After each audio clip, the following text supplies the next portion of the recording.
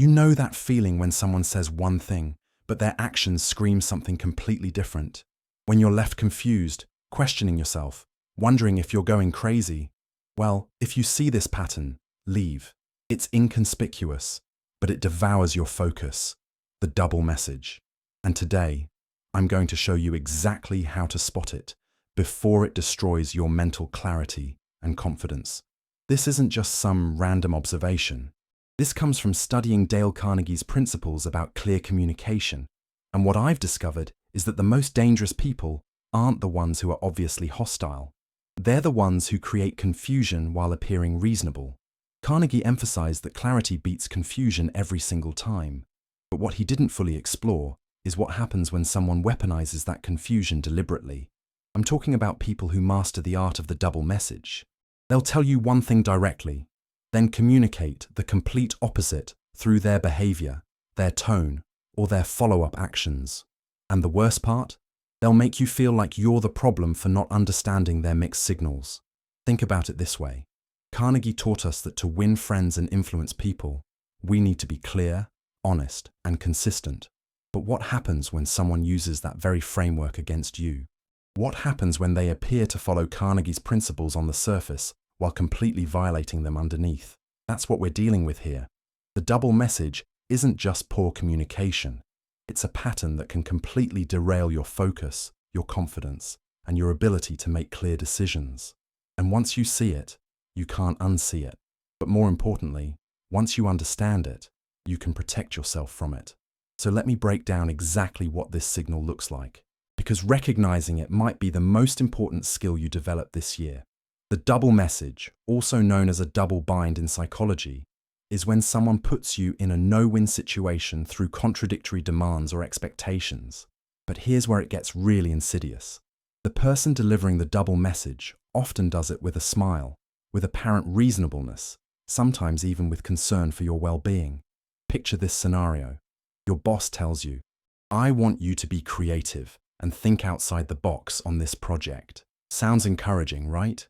But then, every time you present a creative solution, they shut it down with comments like, "That's not really what we do here," or "Let's stick to what works."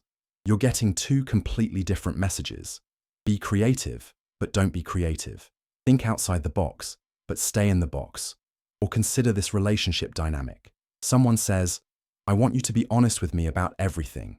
But when you share your honest thoughts or concerns, they get defensive, shut down the conversation, or make you feel guilty for bringing up the topic. The message is clear. Be honest, but only if it's what I want to hear. Here's what makes this particularly dangerous. The double message often comes with what I call subtle guilt inversion. This is where the person making the contradictory demands somehow manages to make you feel like you're the one causing the problem. They'll say things like, "Why are you making this so complicated?" Or, "I thought you understood what I meant," or, "You're being too sensitive." The guilt inversion is crucial because it keeps you trapped in the cycle. Instead of recognizing that you're receiving conflicting information, you start questioning your own perception. You start thinking maybe you didn't understand correctly. Maybe you're overthinking. Maybe you're the problem. But here's the truth that Carnegie would want you to understand. Clear communication is the foundation of all healthy relationships, whether personal or professional. When someone consistently gives you mixed messages, they're not communicating poorly by accident. They're creating confusion strategically, whether consciously or unconsciously. And that confusion serves a purpose for them. It keeps you off balance. It keeps you second-guessing yourself. It keeps you focused on trying to figure out what they really want instead of focusing on your own goals and priorities. In other words, it devours your focus, just like I said at the beginning.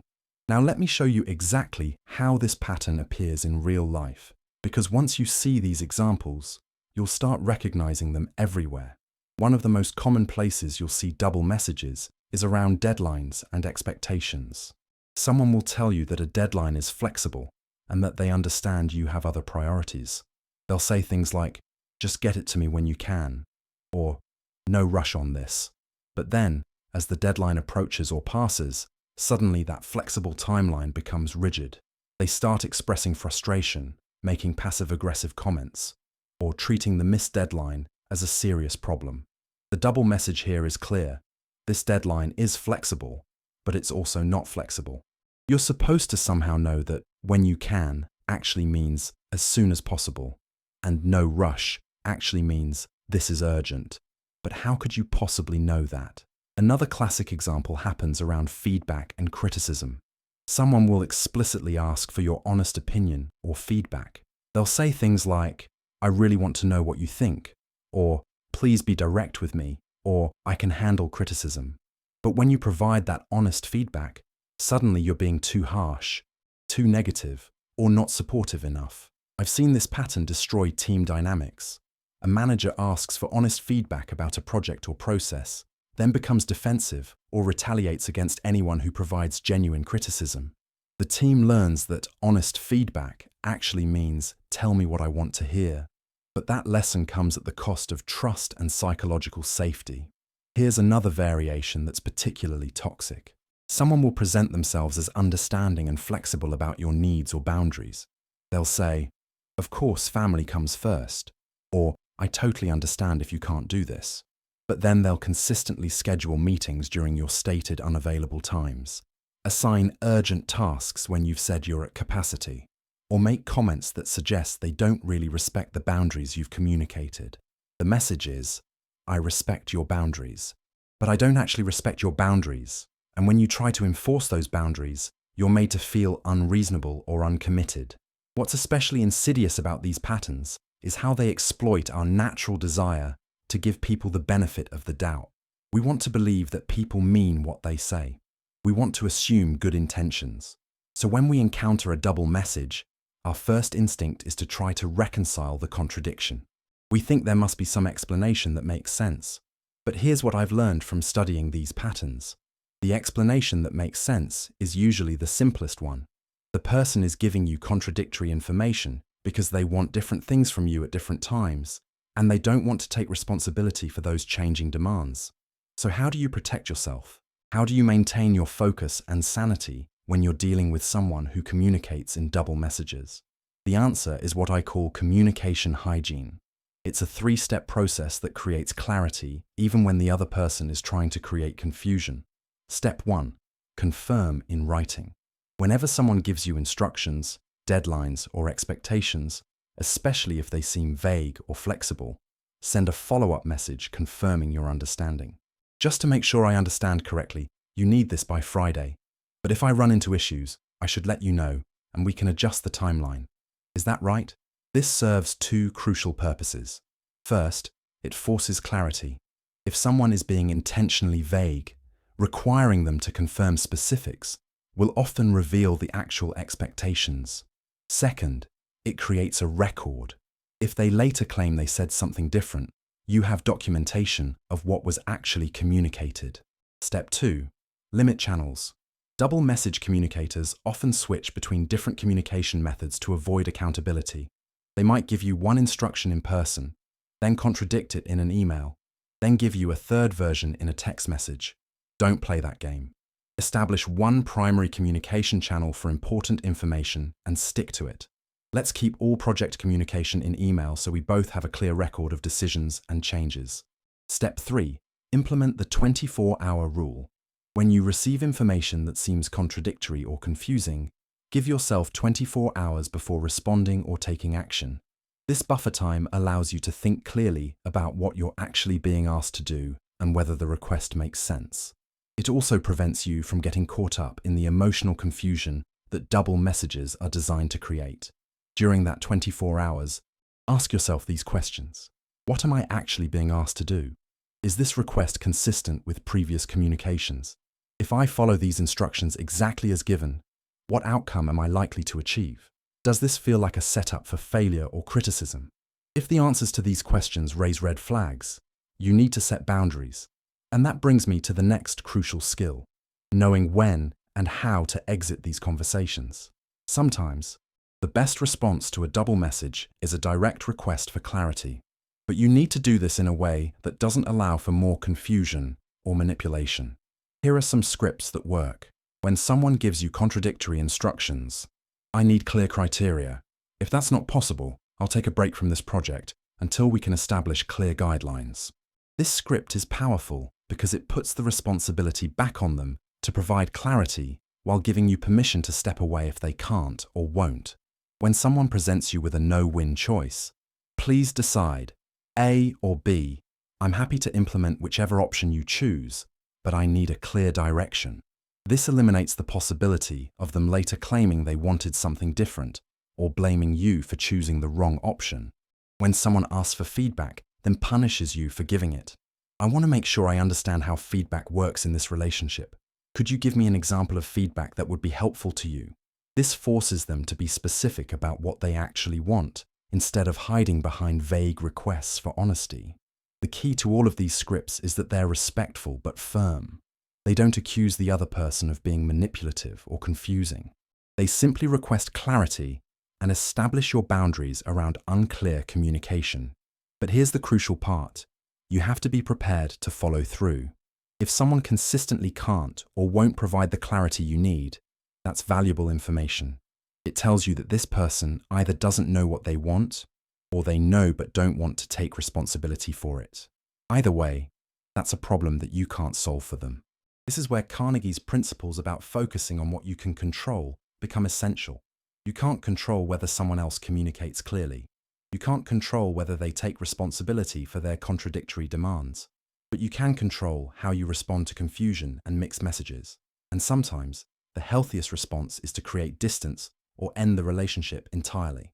I know that's not always practical, especially in work situations. But even when you can't physically leave, you can emotionally detach from the confusion and focus on protecting your own clarity and focus. Now let me show you what healthy communication looks like in contrast, because it's important to recognize the difference. Healthy communicators ask for evidence when they're uncertain. Instead of making you guess what they want, they'll say things like, "Can you show me an example of what success looks like for this project?" Or "Help me understand what you mean by that." They're willing to do the work of being specific.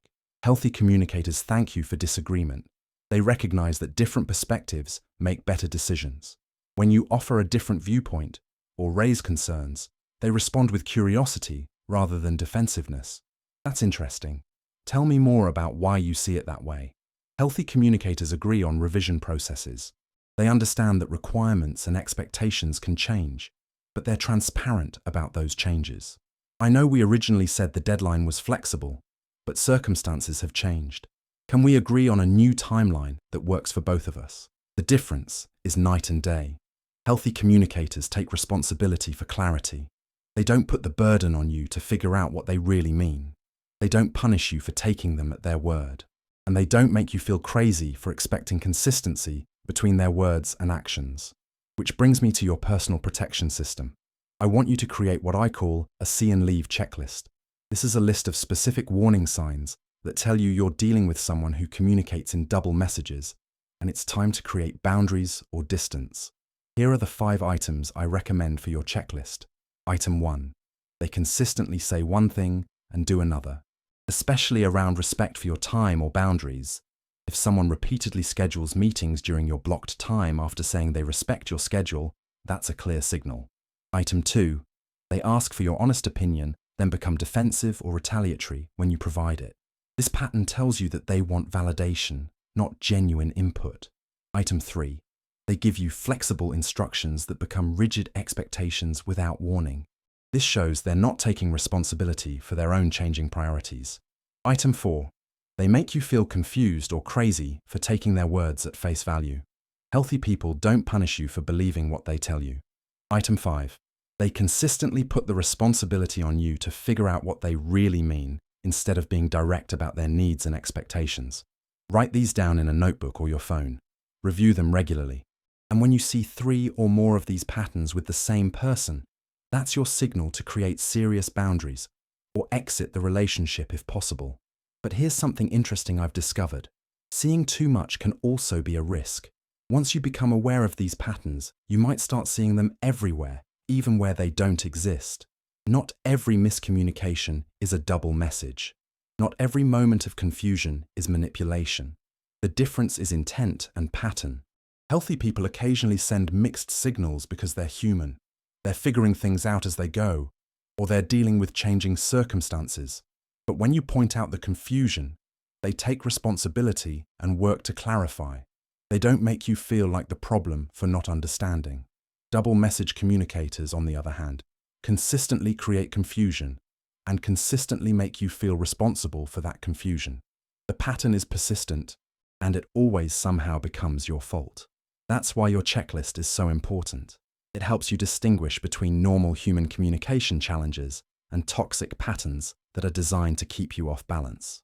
I also want to address something that might be happening as you listen to this. You might be thinking about specific people in your life, specific relationships or work situations where you recognize these patterns. That's normal and valuable. But don't use this information as ammunition against those people. Don't send them this video or try to diagnose them. Instead, use this knowledge to protect your own focus and well-being. Create boundaries, clarify expectations, document communications, and if necessary, create distance. Remember, the goal isn't to change other people's communication patterns. The goal is to protect yourself from the confusion and self-doubt that toxic communication creates. And here's the empowering part. Once you stop accepting double messages, once you start insisting on clarity, you'll find that some people rise to meet that standard. They'll start communicating more clearly because you've made it clear that confusion isn't acceptable to you. Others won't. They'll escalate the confusion or try to make you feel unreasonable for requesting clarity. That's valuable information too. It tells you that the confusion was serving a purpose for them. And now you know what kind of person you're dealing with. Either way, you win. You either get clearer communication or clearer information about who you're dealing with. Both outcomes protect your focus and energy. Let me leave you with this thought.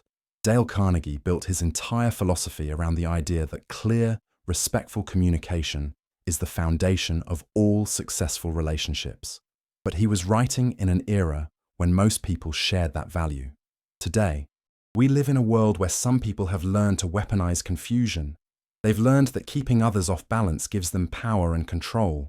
They've learned that double messages can be more effective than direct manipulation because they're harder to identify and call out. But knowledge is power. Now that you know what to look for, now that you have tools to protect yourself, you can maintain your focus and clarity even when others try to create confusion. Your attention is your most valuable resource. Your mental clarity is what allows you to make good decisions and build the life you want. Don't let anyone steal that from you through double messages and toxic communication patterns. Write below what you thought and in what situation you see the most double messages. Suggest a communication topic and share with someone who needs this. Because the more people who understand these patterns, the less effective they become. And that's how we create a world where clear, honest communication becomes the standard instead of the exception. Stay alert, stay clear, and protect your focus. It's the most important thing you can do.